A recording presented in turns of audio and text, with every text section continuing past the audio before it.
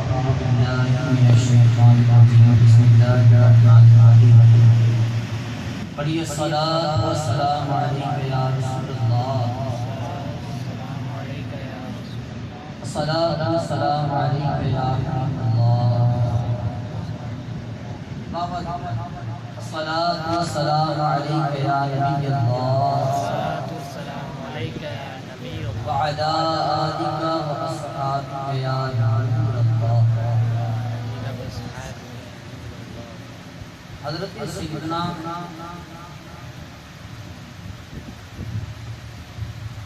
سیدنا عبد الرحمن بن عوف رضی اللہ تعالی عنہ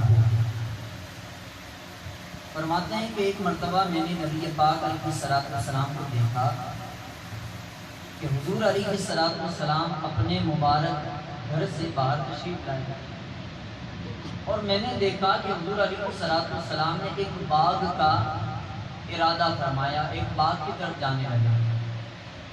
فرماتے ہیں کہ میں بھی نبی پاک علیہ السلام کے پیچھے پیچھے اس باغ کی طرف گیا. میں کیا دیکھتا ہوں کہ نبی مکرم رسول محتشم صلی اللہ تعالی علیہ وآلہ وسلم باغ میں تشریف لے گئے اور اس باغ کے اندر نبی پاک علیہ السلام نے ایک سجدہ کیا.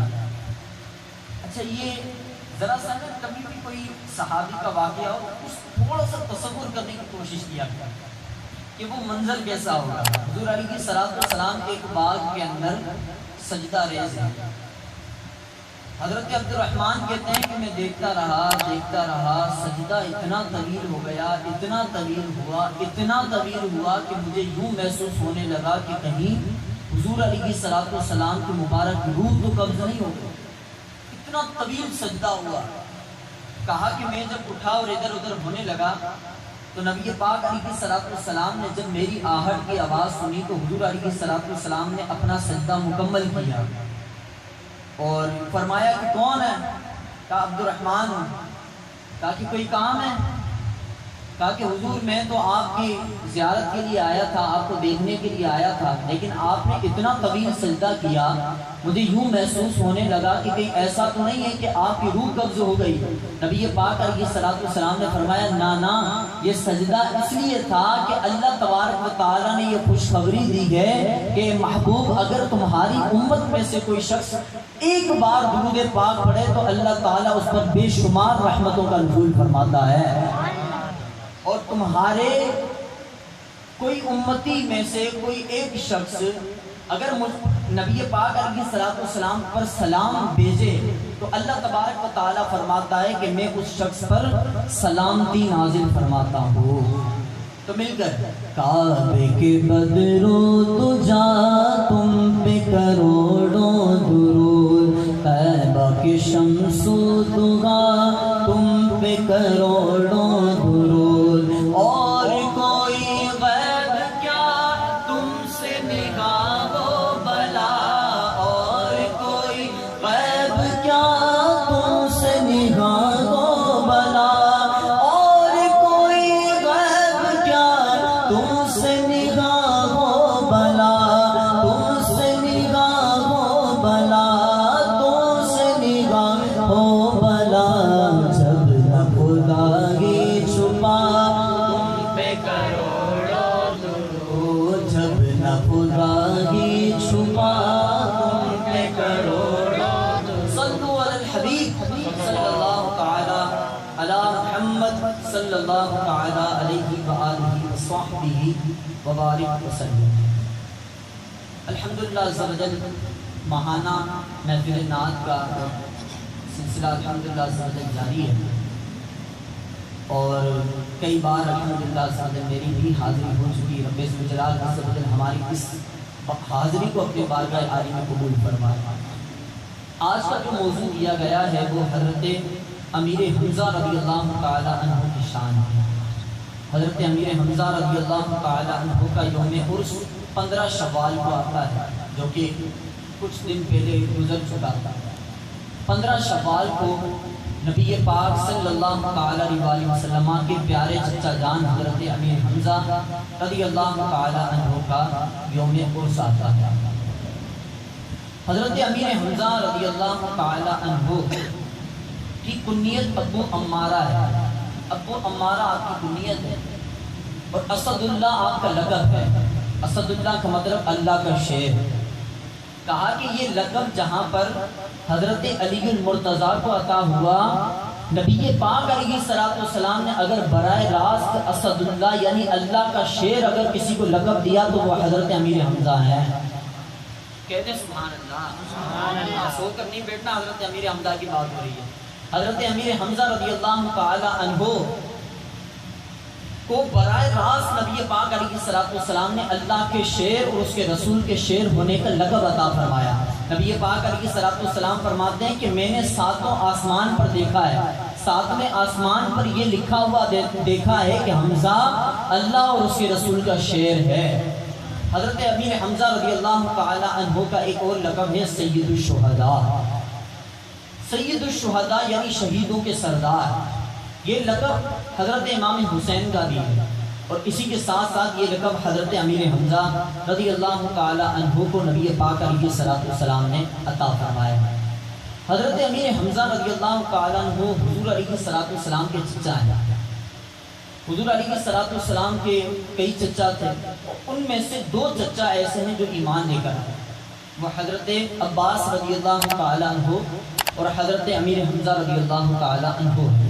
اور نبی پاک علیہ السلام فرماتے ہیں کہ میرے چچاؤں میں سب سے بہتر حمزہ ہے، میرے چچاؤں میں سب سے بہتر حمزہ ہے. اور اسی طرح جب نبی پاک علیہ السلام سے یہ کہا گیا، ایک صحابی کے ہاں بچے کی ولادت ہوئی اور وہ نبی پاک علیہ السلام کی بارگاہ میں حاضری دیتے ہیں اور عرض کرتے ہیں کہ حضور میرے ہاں بچے کی ولادت ہوئی ہے، آپ فرمائیں کہ میں اس کا نام کیا رکھوں. یعنی آج بھی ہم علماء کرام کی بارگاہ میں جاتے ہیں، کئی پیران عظام کی بارگاہ میں جاتے ہیں اور ہم یہ تقاضا کرتے ہیں کہ یہ بڑی شخصیات ہیں، یہ کوئی نام عطا کر دیں. ہم یہ نام اپنے بچوں کا رکھیں گے تو ہمارے بچے کو بھی انشاءاللہ اس کی برکت ملے گی. یعنی ہم علماء کرام سے پیران عظام سے نام لیتے ہیں اور ہم اپنے بچوں کا رکھیں تو اس سے برکت ہو. اور مجھے بتائیں کہ جو سید الانبیاء سلطان الرسل صلی اللہ تعالی علیہ وسلم اگر کسی کو نام عطا کریں. کہا کہ ایک صحابی آئے نبی پاک علیہ السلام کی بارگاہ میں اور عرض کرنے لگے کہ حضور میرے یہاں بچے کی ولادت ہوئی ہے، میں نام کیا رکھوں؟ نبی پاک علیہ السلام نے فرمایا اپنے بچے کا نام حمزہ رکھ دو. ہاں، نبی پاک علیہ السلام کو اس قدر محبت تھی کہ جس کا اندازہ ہم نہیں کر سکتے. اور آگے بھی بیان کا سلسلہ آگے جاری ہے تو اس کے اندر ہم سنیں گے کہ نبی پاک علیہ السلام کو اپنے چچا حضرت امیر حمزہ رضی اللہ تعالی عنہ سے کس قدر محبت ہوا کرتی تھی. حضرت امیر حمزہ رضی اللہ تعالی عنہ ایمان کیسے لے کر آئے، اس کا واقعہ سماعت کیجیے. حضرت امیر حمزہ رضی اللہ تعالی عنہ شکار کے بڑے شوقین ہوا کرتے تھے، دور دراز نکل جایا کرتے، تیر کمان اور شکار پر جایا کرتے تھے. کہا کہ ایک مرتبہ حضرت امیر حمزہ رضی اللہ تعالیٰ عنہ شکار کے لیے تشریف لے گئے. یہاں نبی پاک علیہ السلام ایک جگہ جلوہ گر تھے کہ ابو جہل آیا اور حضور علیہ السلام کی بارگاہ میں معاذ اللہ گستاخی کرنے لگا اور حضور علیہ السلام کو معاذ اللہ پریشان کرنے لگا. اور اس نے اپنی زبان سے حضور علیہ السلام کو کئی تکلیفیں دی اور ایسی تکلیفیں کہ نبی پاک علیہ السلام کو بڑا رنج ہوا اور حضور علیہ السلام تحمل کرتے رہے، حضور علیہ السلام برداشت کرتے رہے، اس کا کوئی جواب نہیں دیا. اتنے میں کچھ ہی دیر ہوئی کہ حضرت امیر حمزہ رضی اللہ تعالیٰ عنہ جو کہ ابھی مسلمان نہیں ہوئے، حضرت امیر حمزہ رضی اللہ تعالیٰ عنہ آتے ہیں تو ایک باندی کہتی ہے، کنیز کہتی ہے کہ آپ کا جو بھتیجا ہے محمد، آپ تو بڑی ان سے محبت کرتے ہیں. ابو جہل آیا تھا ان کو تنگ کرنے کے لیے، ابو جہل آیا تھا انہیں پریشان کرنے کے لیے. تو کہا کہ میں اپنے بھتیجے محمد سے بڑی محبت کرتا ہوں، ابھی ایمان نہیں لایا لیکن پھر بھی محبت ہے اپنے بھتیجے محمد سے. محمد کی محبت دین حق کی شرط اول ہے، جب اس میں ہو خامی تو سب کچھ نامکمل ہے. حضور علیہ السلام کی محبت اب ایمان کا ذریعہ کیسے بنتی ہے؟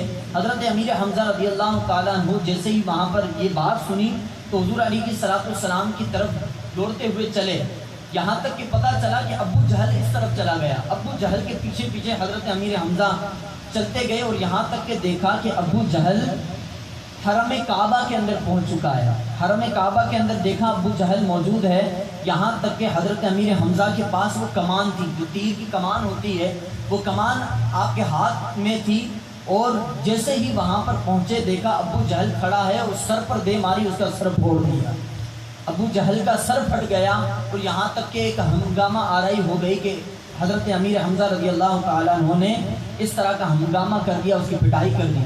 یہاں تک کہ ابو جہل کہتا ہے کہ آپ کو نہیں پتا کہ آپ کا بھتیجا محمد کس طرح کی باتیں کرتا ہے، کہ آپ کو نہیں پتا کہ آپ کا بھتیجا آپ کے خداؤں کو ناکام کہتا ہے اور نامراد کہتا ہے، کہ آپ کو نہیں پتا کہ یہ آپ کا بھتیجا محمد ہمارے خداؤں کو جھوٹا کہتا ہے، یہ تو اپنا دین لے کر آیا ہے، آپ کو اس کا اندازہ نہیں ہے.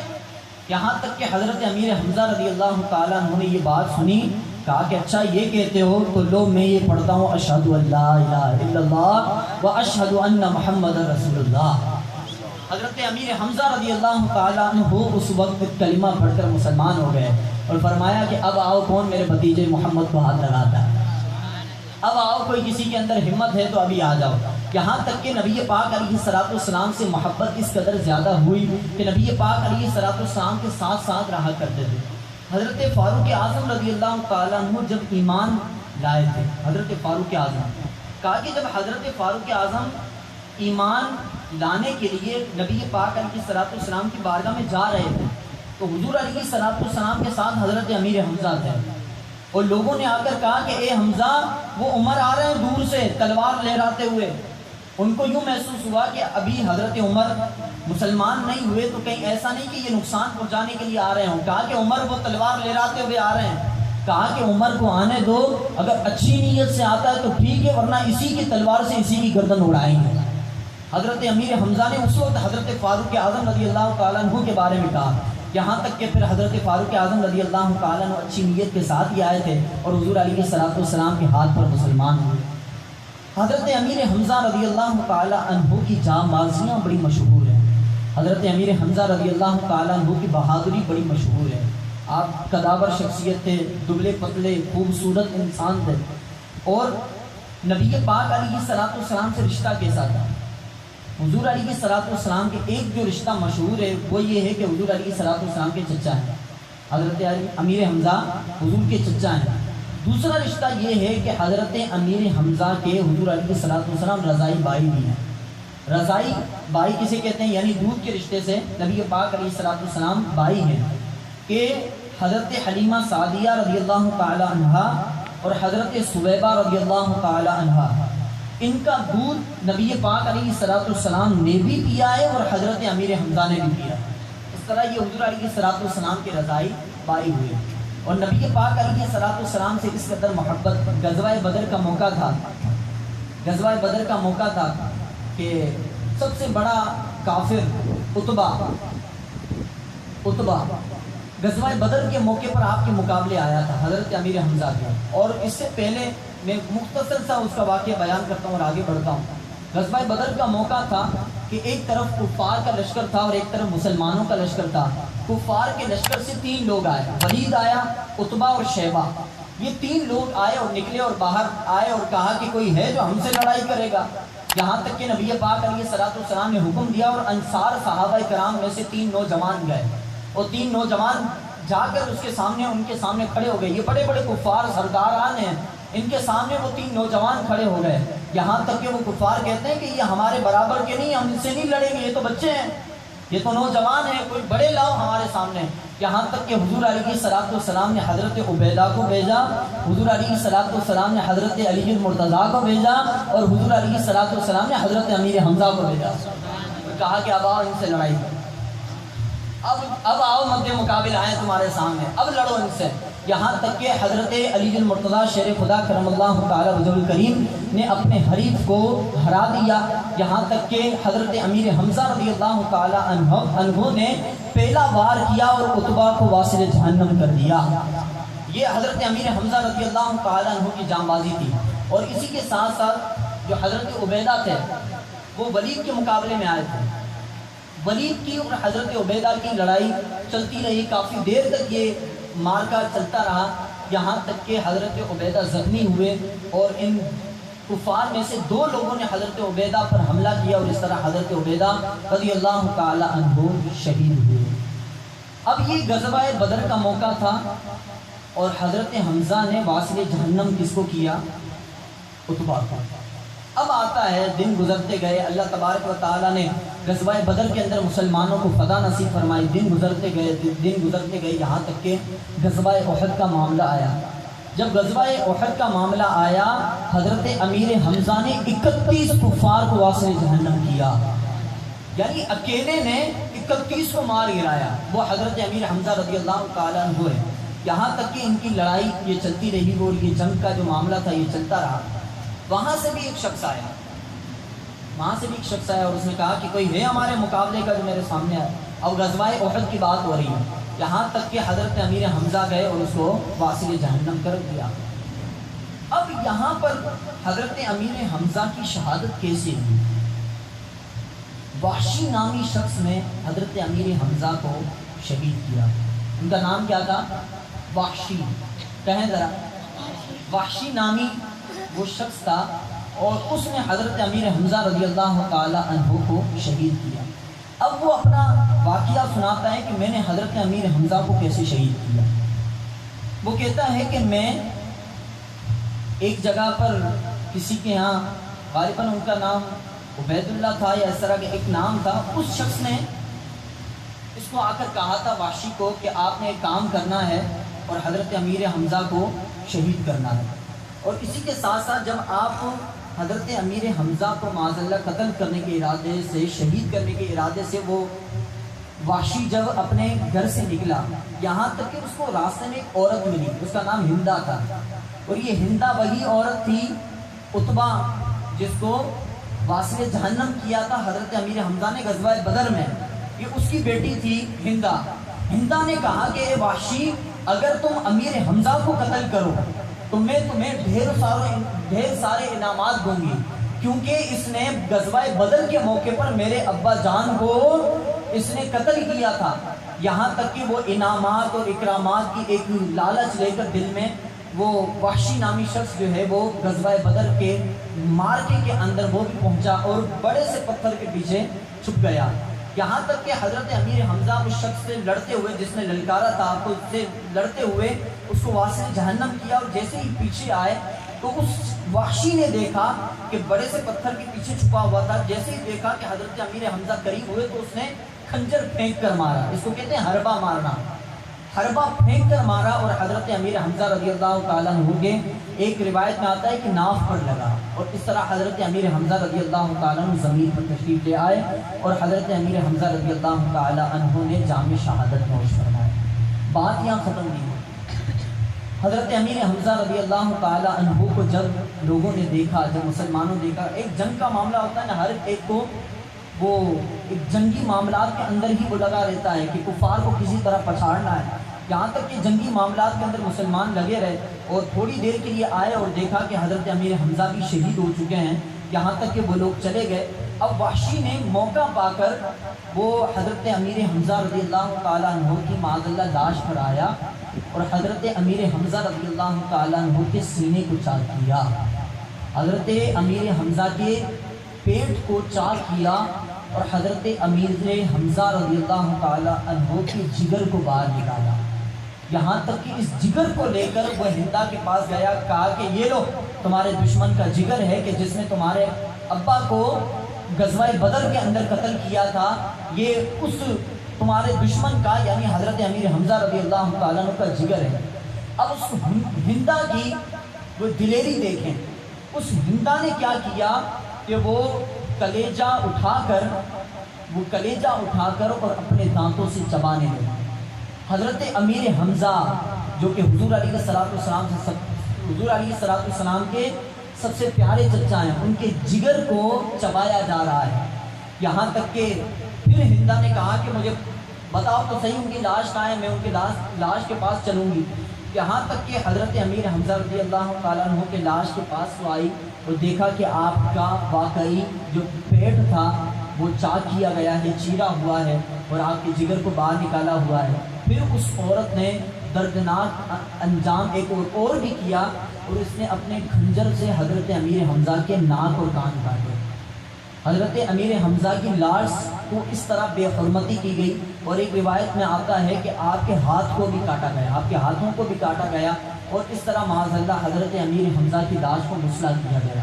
یہاں تک کہ یہ عورت اپنے وہ ہجوم کے اندر، ہم یوں کہیں کہ اپنے زوم کے اندر وہ وہاں سے چلی گئی کہ میں نے بہت بڑا کام کیا ہے، یہاں تک کہ وہ وحشی بھی چلا گیا اور یہ ہندا بھی وہاں سے چلی گئی۔ یہاں تک کہ جب جنگ کا معاملہ جب ٹھنڈا ہونے لگا تو نبی پاک علیہ السلام نے فرمایا ذرا دیکھو تو صحیح ہمارے کون کو بھی شہید ہوئے ہیں۔ یہاں تک کہ کہا کہ میرے چچا کہاں ہیں حمزہ، ان کو بھی ذرا تلاش کرو۔ یہاں تک کہ حضرت علی المرتضیٰ آتے ہیں اور دیکھتے ہیں کہ آپ کی اس طرح خطرناک حالت ہوئی پڑی ہے، یہاں تک کہ آپ کے ہونٹوں کو، ناک کو، کان کو کاٹا گیا ہے، حضرت امیر حمزہ کے ہاتھوں کو کاٹا گیا ہے۔ وہ اس طرح نازک یہ جو صورتحال تھی، یہ دیکھ کر حضرت علی المرتضیٰ نے فوراً ایک آواز، ایک صدا لگائی کہ حضور آپ کے چچا کے ساتھ یہ دردناک انجام کیا گیا ہے۔ یہاں تک کہ نبی پاک علیہ السلام حضرت امیر حمزہ کی مبارک لاش پر جب تشریف لائے، حضور علیہ السلام کو اتنی محبت تھی کہ حضور علیہ السلام کے فوراً آنکھوں کے اندر آنسو آ گئے، اور نبی پاک علیہ السلام اتنا رونے لگے۔ حضرت ابن مسعود رضی اللہ تعالیٰ عنہ فرماتے ہیں کہ اس دن جتنا سرکار دو عالم صلی اللہ تعالیٰ علیہ وسلم روئے، ہم نے نہ کبھی پہلے دیکھا اور نہ کبھی بعد دیکھا۔ جتنا حضرت امیر حمزہ کے انتقال پر نبی پاک علیہ السلام رونے لگے تھے، یہاں تک کہ نبی پاک علیہ السلام نے جب یہ دیکھا، روتے ہوئے یہ فرمایا کہ خدا کی قسم،